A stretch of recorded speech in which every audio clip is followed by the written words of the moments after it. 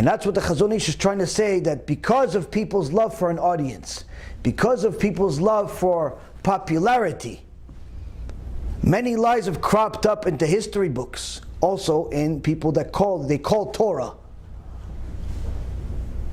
For human beings do not hate falsehood by nature, and actually many love it and play with it.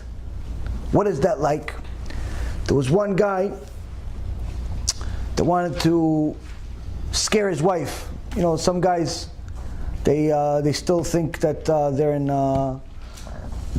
Pakistan or something, and they think they're in Saudi Arabia, and they want to scare their wives. So what did he do? He says, doesn't think his wife is honoring him, so what he's going to do, I'm going to show her. Comes home, he brings 3 sticks. He writes on one stick 200, another stick 400, another stick 600. His wife asks him, what is these sticks? These sticks are, I take whatever I'm going to take every day to work, and it says 200, I'm going to kill 200 people. It says 400, I'm going to kill 400 people. It says 600, I'm going to kill 600 people. So one day he takes 200, comes back to see 200 with this stick. Next day, 600. Next day, 400. Next day, he took 2 sticks. The 400 and the 600. Comes home, see, 1,000 people today. The wife says, who's this crazy guy? Where are these people? Where are these bodies? What's going on with this? Where does he come up with this stuff? She decided, okay, I'm going to follow him today. He takes 2 sticks. She follows him. She realizes he's just a joker. So she comes up to him with a mask on. He doesn't know who she is. She takes one of the sticks and runs away. When he comes home, he says, no, so what'd you do today? He says, oh no, today I had a tough time. He goes, where's your stick? Where's your stick? You took the 200 stick today. He goes, no, see, that's the thing. I was attacked by 400, so they stole my 200 stick. Said, you liar, here's the stick. What's the point? Point is, the guy fell in love with his lie. Fell in love with his lie, he wanted to have fun with it too. Wanted to have fun with a lie. Sometimes people live their life this way. They lie so much, they start living a lie. I knew a person like this, a few people like this, where they literally believed their own lie. One guy truly believed that he's a multi-millionaire, even though he had to have 2 jobs just to pay the rent. He had to have 2 jobs just to pay the rent, but he believed he's a multi-millionaire. We tell people, yeah, I got a plane and a boat. I'm going there this weekend. The guy was a limo driver on the weekend, but he says I'm going on a weekend to my plane and boat. He was taking people to a plane or a boat, but he wasn't riding on the boat. But in his mind, he thought this. Another guy thought he was a famous movie star. Famous movie star. Yeah, you saw my film? Yeah, that's right. Yeah, it's any given Sunday. Yeah, I'm in it. And for years, we're like, what is he talking about? So we actually watched the movie, and we didn't see him anywhere. We're like, where are you? He goes, what do you mean, you didn't see me? Like, no, we didn't see you. No, it's the last scene. I'm one of the reporters in the background. My film. He says, you saw my movie, like he's the main actor. In his mind, he was. In his mind, he was the main actor. In his mind, he had one line, he said something, he's the main, the whole film is about him. In his mind, lived in imagination. And there's many people like this. Many people like this, that they not only live a lie, but they have fun with it to the point where this is the life they know. They don't even know how to deal with reality. Now, when you're dealing with fools like this, I mean, again, to save yourself from them is an understatement. The problem is, what if we start living like that? Because we start believing our own lies. Sometimes people do that with their tshuva, where they start thinking that they're much more righteous than who they are. All of a sudden, the guy started keeping Shabbat 6 months ago, a year ago, 2 years ago. All of a sudden, okay, yeah, that's it. Oh, you did tshuva, Baruch Hashem, Chazak Baruch. Yeah, I'm learning all day now. Oh, good. Well, you working? No, I gave up work. I'm an avrech now. You're avrech. 6 months ago, you didn't know how to read anything, but now you're avrech already, automatically. Okay, Baruch Hashem, Chazak Baruch. Chazak Baruch. Atzlacha rabah. Listen, you have some, what? Well, I don't understand. What do you know? What? Speak English. What do you know? Yep. Avrech. What? I know Avrechim. In Yerushalayim, I send them money every month. Yeah, you have something for... Oh, you want me to give you money because you decide to be an Avrech and be unemployed? It's my problem? No. They're Avrechim for 20 years. I know they're learning. You're just a joke that just started 6 months ago. I don't know if I'm going to invest into you. But you just don't want to work. It's not because you want to be an Avrech. You just decide you're going to be an Avrech. You didn't even ask a rabbi whether you should be one or not. Many people, they think they're over the right. Oh, better yet. Listen, Rabbi, can you just give me like a goodbye message? Goodbye? Were you killing yourself? What happened? No. I'm giving up the internet. Giving up the internet? Where you going to Rabbi Shimon style? You going to the cave? No, that's it. No more internet, no more phones, no more computer, no more nothing. Now, Rabbi, that's it. Just me and books. A week and a half later. Rabbi, can you put me back in a group again, please? What happened to Rabbi Shimon Bar Yochai? What happened to the cave? What, the crow didn't come with the olives? What happened? This is what happens when you live in imagination land. You think you're more righteous than you are. Start taking on things. Delo k'halacha. No one told you you're supposed to do it. No one even told you you're allowed to do it. Rabbi, I can't come to the shiur tonight. Why? What happened? Something happened? No, I'm fasting. You're fasting? What, Yom Kippur? Shtabach Shemo, I forgot. I'm getting old. No, Rabbi. No, it's not. I'm just fasting every Monday and Thursday. You're fasting Mondays and Thursdays? Why are you fasting Monday and Thursday? You have a death in your family every Monday and Thursday? What happened? No, tikkun, Rabbi, tikkun. You just did tshuva 2 years ago. What tikkun? What fast? Go learn some Torah. That's a tikkun. Who told you to fast?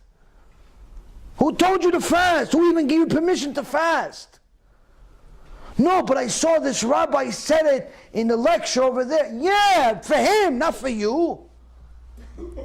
He could do it. He's already learning Torah for 60 years straight. Yeah, I haven't even learned Shulchan Aruch yet. No, I'm going to do it. Right after I'm going to get out of the WhatsApp groups. The same WhatsApp groups that helped me do tshuva. The same YouTube channel that helped me get out of Gehinom. People decide to do things because they think they're bigger. They live in imagination land. The worst yet, but this is not as bad as the others, but this is bad because it makes everything more complicated. I'll explain. The worst thing that could happen to somebody when they do tshuva is if they have a surplus of money and they have a fast trigger finger.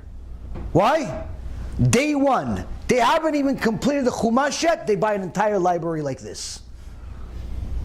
They haven't completed the Chumash, but they buy an entire library like this. Mistake and a half. Why? Because in the beginning it's really cool to have all these books. It's amazing. It's Kodesh Kodeshim. You're bringing Kedusha to your house. So you think it's a mitzvah. I just spent $5,000 on books. Rabbi, aren't I a tzaddik? No. The books being on your shelf do not make you a tzaddik. You know what makes you a tzaddik? You read all those books. But the fact that you bought all of them is a mistake. Why? Because what happens is the Yetzer Hara makes you feel like you're a tzaddik because you just bought the books. So now people come to your house like, hey, come see my books. See my books? That's Gemara, Shulchan Aruch, that's the Mishnah, that's the Baalei Tosfot. No, it's all of them. That's the Midrash Rabbah, Me'am Loez. That's the Zohar, Tikunei Zohar. That's the Chumash. It's commentary. That's the Tiferet Israel. That's the Chazon Ish. That's the... You're going to start... You know, all you know is the names. Because that's all you saw, the cover. What's inside the book, no clue whatsoever. But every time somebody comes to your house, you tell them, yeah, how? Tiferet Israel? Yeah, I got that. What? You got, what, Gemara? Babli or Yerushalmi? Actually, I have both. You know what? What, you want the English translation or the French? I have that. Oh, come to my house, I'll show you. You start feeling righteous because of the books you own. You start feeling righteous so much you forget to read the books. You forget to read the books. You don't read the books. You have a bunch of books. You don't read the books. You know how many times I saw libraries? The books are pristine. You could resell them as new. 5 years after they were bought. resell them as new.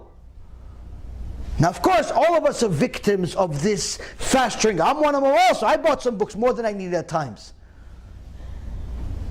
But the point is that when you do it in the beginning, it's much worse. Why? Because in the beginning, it makes you feel righteous when you're not. But even worse, it becomes a tool that Satan uses to discourage you. Why? You finally started reading the Chumash. You finished Sefer Bereshit.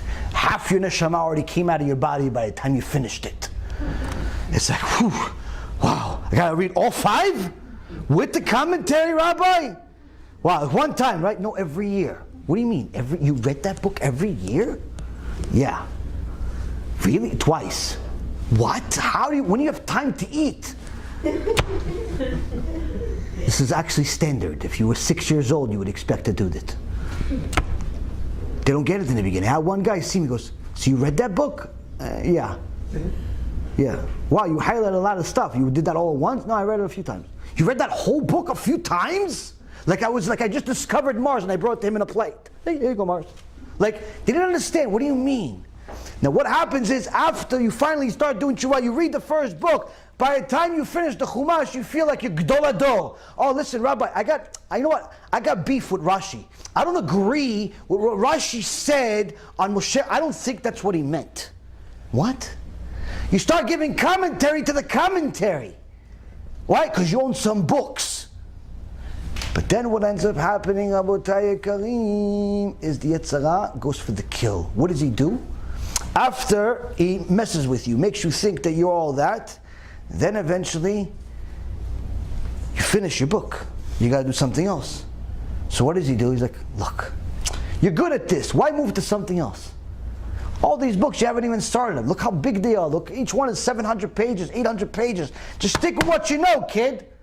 So what ends up happening is they stay new and the old stays same over and over and over and over again. And you end up staying a bur v'am haaretz, don't know nothing. Why? Because you bought so many books, the Yetzer Hara uses them as a tool to discourage you. Why? Because it's just so big.